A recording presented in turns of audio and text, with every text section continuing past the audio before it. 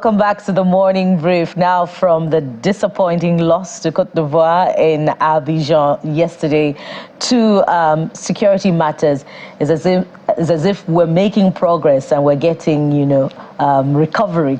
A bit of coping mechanism, from the switching of conversations. And it's bound to get better because we're moving to something even more light-hearted as we welcome one of your favorite social media influencers, one of those faces that you love to see either on your screens or on your device. Let's welcome Prince Mwerem to the program. Welcome, Prince. Thank you very much. Now, we know you as Prince, but you're really a real prince from a royal household, right? Yes. That's fantastic. So your royal majesty, potentially. You're welcome to the program. Thank you very much. So you've had an interesting career trajectory from your time at the Big Brother house. You've also represented Nigeria at the Mr. World pageant outside the country. That's fantastic. And we're ready to dive right into the conversation. But first of all, tell us how you coped with that match yesterday. Thank you. That's a good place to start. I had paramedics on the standby. my doctor was there with BP apparatus just in case. I mean, I think from the first 10-20 minutes into the match, I was scared that we were going to lose because I've always been complaining throughout the tournament. We didn't have a functional midfield, and that's what they did. They took the midfield from us, and the rest was history. We were not driving as much as we could because there was nobody to control the midfield. And that guy, I think the guy on Aina's side, I think the number 25, tint, right? I think that guy is young man. Very dangerous. Well, we're moving on now. At least really. How did you then overcome the loss? What are you doing? I went from there. I went from there straight to a show. Right. To cool off. Just went from there straight to the general show and watch the likes of Ashake, Davido perform, and that's how I just managed to get over it. Music was it for you? Yeah. Okay, so we'll try some music after the program. Okay, so from Mr. World to fashion to acting, it seems like as if it's an expansive space, really. But what for you is most profound, throughout your career, and which has earned you the most success from the start? I think at every point in my career had just been like a stepping stone, going from one thing to the other. The first one, I first tried out for Big Brother in 2018. That was the first time I tried out for Big Brother. But I didn't get it. I didn't get in. And then I auditioned for Mr. Nigeria and won the same year, just a couple of months apart. So I think that was like a step in the right direction. But the one that got me the most recognition was obviously Big Brother, and since then my career had just taken off, and I'm very grateful for that. Is it as if you keep trying your hands on something, in the hope that something will click and earn you that big break, or you have your sights set on one particular aspect of the entertainment field, because we want to provide inspiration for young people who see being a social media influencer as the next route to the big break for them? For me, I would like to say that everything I'm doing today, I've always said I was going to do it.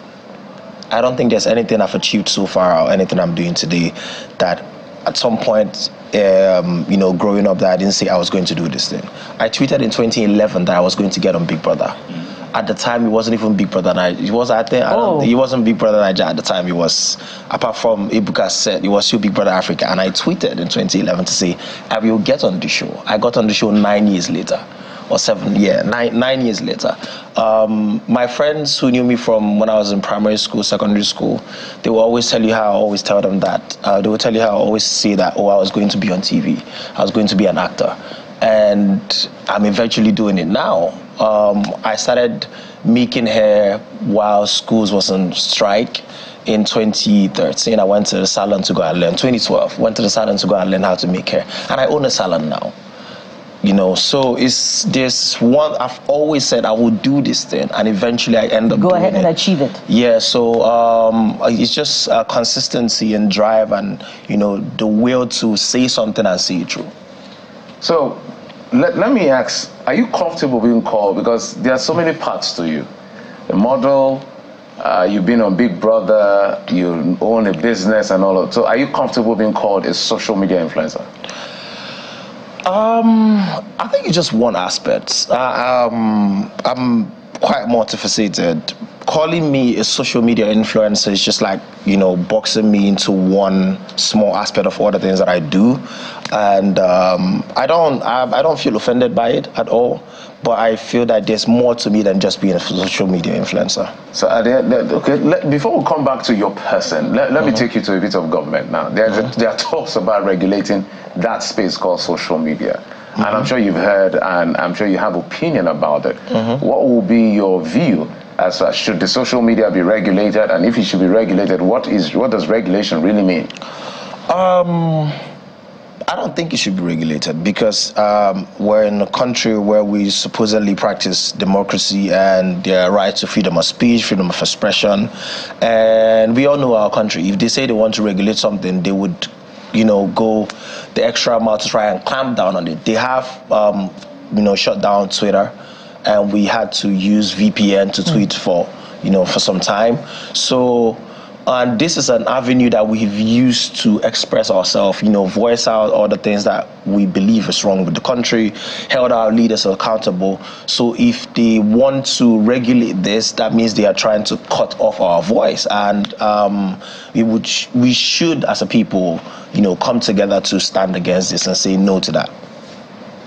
Interesting, because I don't know if you've seen the video making the rounds of the former speaker, now chief of staff to the president, Femi Gbajabiamila, speaking at that book launch for foreign minister, and then he was talking about social media being a menace. Then he was linking it to fake news and some other things, but essentially saying that it should be regulated. So it's important to put all of these opinions out there. I know a lot of people have spoken about it.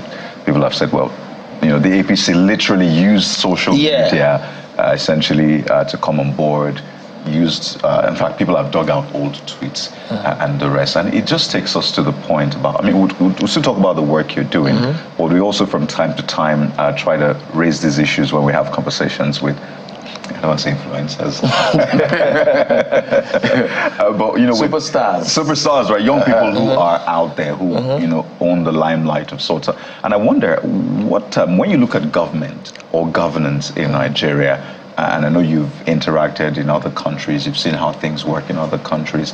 What is that one thing you usually wish we could just get right when it comes to governance and leadership in Nigeria? As a young person, as a vibrant person who's also had, you know, influences from across the board. I believe that one thing we should, that if we get right, we'll go a long way, is accountability. How people in government hold each other accountable, because I believe that a lot of people in government don't hold each other accountable. They're not honest about what they're doing. There are a lot of kickbacks in government when giving out, you know, contracts and all of that. There's a lot of lies being told about a lot of things. I mean, we were told that snakes swallowed 30 million, for Christ's sakes. I mean, unimaginable things being said, you get, and people who are terrible at their jobs, refusing to tell themselves the truth that I'm terrible at this, I need to resign. The people are crying, you get. The moment we're able to, you know, get leaders who can take accountability, who can say, okay, I messed up, I think I should step down, or I messed up, I'm going to do this and this to fix it and see it through, then we're going in the right directions. Right now, most people in government right now are there for their personal gains. And I think it's a problem with the people, the Nigerian mentality, because when you look across board, you would notice that a lot of Nigerians like corruption. when it favors them. They would not speak up against it as long as it's favoring them. And you will see a lot of that statement was made during the elections. This government will favor me and my family. So that means if it's favoring you and your family and it's not favoring the next person, you are not bothered. Indeed, the civic space must be guarded, must be protected, the right to freedom of speech, but the concerns about fake news, the concerns about disregard for constituted authority, and our culture, of respect for adults must also somehow be regulated and protected. But on a lighter note, Prince, I want you to talk to us about representing Nigeria on the world stage. You've represented Nigeria at the Mr. World pageant before. What does that feeling? What does it feel like, to carry the weight of the national colors on your shoulder? And then some of your adventures in some of the latest Nigerian movies in the last few years. We've seen you in Man of God and some of those other films. Talk to us about that. It was a truly humbling experience. It was amazing. We were in Philippines for almost a month. That's where it happened in 2019. Yeah. The best of the best guys from all over the world. 71 different countries from all over the world came together, in Philippines to give an amazing competition. It was one of the most difficult. I still say to you today, that's one of the most, if not the most difficult male pageants anywhere in the world, Mr. World. And going there, carrying the weight of Nigeria and knowing that everybody, a lot of young people out there who are in that space are looking up to me and, hoping that we would win, because the last time that anybody came that close was Emmanuel Lukubese, who was my immediate predecessor. And he came first runner-up. So there was a very big shoe to fill. But I went there, I gave it my best. It was hard fought. I was top 5 in top talents across the world. It wasn't an easy feat because there were different categories. There was a fashion category, there was a top model category, there was talent, there was extreme sports, which is, we had to do military courses for special ops people. It was very intense, very intense. But at the end of the day, it was a very enlightening experience, because you get there and you meet people from different walks of life, from countries that I'd never even heard of before. And you're living with them for almost a month and learning their culture and tradition, languages, and you definitely live there with a brotherhood, because today I still communicate with a lot of them across the world, and they keep telling me, whenever you're in our country, just let me know. And it was really fun. So let's come to Big Brother, which is sometimes, we've had you guys, a couple of the Big Brother people come here, and we ask them a series of questions about what the experience is like in the house, because it feels like those of us who are watching, we don't get to know exactly what is happening. So maybe in the next 1 minute, you could walk us through some of the challenges you faced. And when were you evicted again? 8th week. The 8th week. Yeah. How many weeks is it again? 10 weeks. 10 weeks. So you came quite close. Why do you think you didn't make it to the finals? The top 6, Abby? Yeah. It was a tough year. It was a tough year. I think arguably the biggest Big Brother Nigeria ever, 2020 lockdown edition. Oh, it was a lockdown edition. Yeah, lockdown edition. Because everybody was at home watching. Yeah. Nothing can prepare you for the house.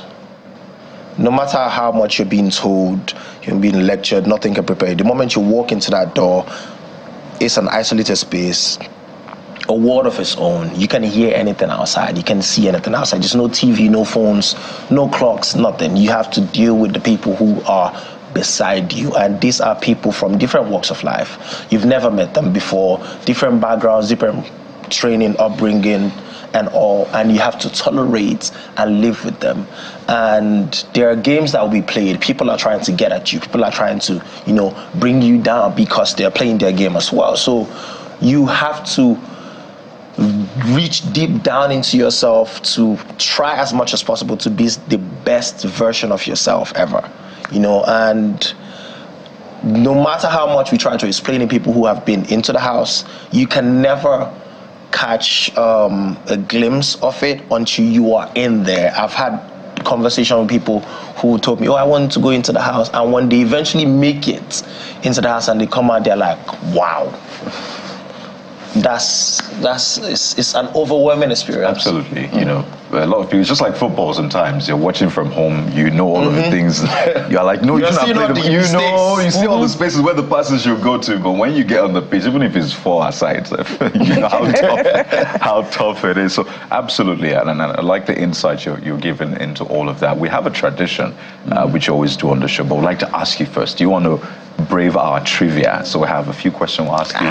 Current affairs. So it's optional. Okay. You can either choose to or not. So simple questions, current affairs. And the whole idea is basically just to get young people to get involved in talks about governance. We can't isolate ourselves. Yep. Because now our references are young and high vibe and hip. A few years down the line, you begin to see, okay, I want to know what's going on around. You begin to watch the news. Yes. You know, when our parents used to watch the news. Working familiarity is necessary. Okay. So, do you want to? I'll give it a try. You give it a try? Yeah. I love that. That's brave. Beautiful. So, first question. Who's the Senate President of Nigeria? The Senate President is, Femi Bajala is the House of Rep. Senate President, or was? Yeah, was, yes. Now, Chief of Staff.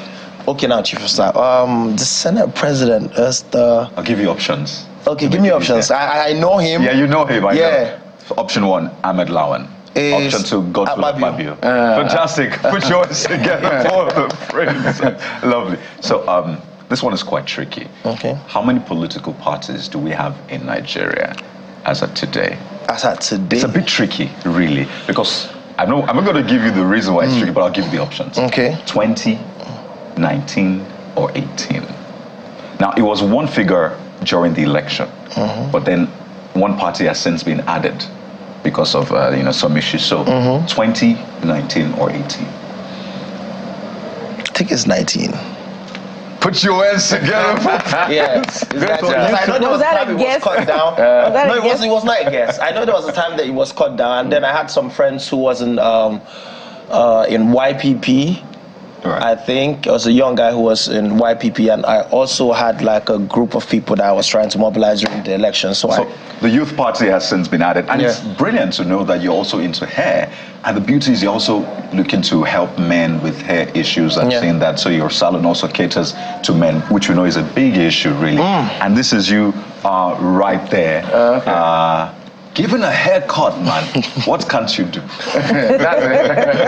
try. You try our best. Yeah. Man. So beautiful. There you see, Prince rather given a haircut. In fact, transforming this essentially. How much of an issue is this for men? You'll be shocked, to be honest. When I started this, the number of people that had reaching out to me to find out how they could get it done, you would understand that a lot of men are very insecure about the way their hair is. Oh, really? Really? A lot. So old it's people, not just a woman's thing. Nah, it's not. Old people. Some of us have embraced it now. You know, even the people that have embraced it. We've embraced it. When they reach out, they'll be like, is it permanent? Is this something I can do and it will last? You get we've not gotten the permanent one here because we're still trying to get license for that because it requires medical license for that. But that one that we're doing is temporary. They're the ones that last for 1 week. But then you can always maintain. Yeah, we can always. There's one that lasts 2 weeks or a month, and there's one that lasts for like several months, like 4, 5 months. And you're the plug. Yeah. I'm the guy with the plug. I love the multifaceted. Yeah, a lot of inspiration coming from you, Prince Nelson Enwerem, a fashion icon, model, actor, reality TV star. Winner of our trivia. Winner of our trivia so far. Thank you. 2 questions is smashed. Thank you so much for being on the program. We look forward to seeing you, and we hope that you get that license. Yes, all right. Thank you very much. Expand your business. Right. So that's it on the show today. Thank you so much for being a part of the program. We'll be back again tomorrow and indeed throughout the week to bring you your perfect day starter, the morning brief on Channels Television. And from the team, thank you so much for watching. I am Bukola Koka. I'm Jeffrey Ozoma, Ghana, South Africa, Cameroon. Well, we're watching, we're coming. Absolutely. Don't forget, we're all Nigerians. Let's keep putting our nation out there. Do what we can to make this nation the great nation that it truly is. God bless Nigeria. Goodbye. Bye.